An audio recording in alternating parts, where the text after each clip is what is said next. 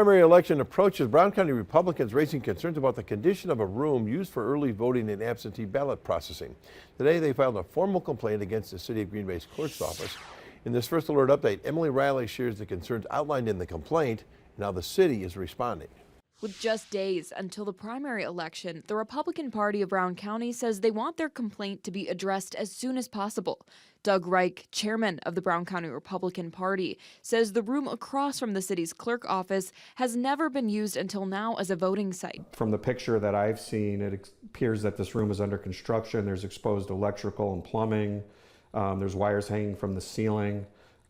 There's clearly environmental concerns about this room. According to the complaint, the Republican Party is also asking for documentation to ensure the room meets all safety standards. Reich says they resorted to a FOIA complaint after the city would not show them the room or allow them to see any maps or diagrams of it. We want to make sure that anyone who's going into that room, whether it's a poll worker, an observer, or anyone else passing through City Hall, that it's a safe environment. Late Wednesday afternoon, City Clerk Celestine Jeffries tells us the complaint was received.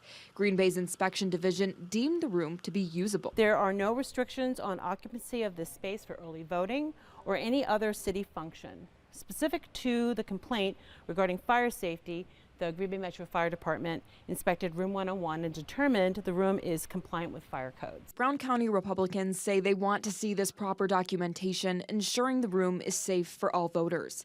In Green Bay, Emily Riley, Action 2 News.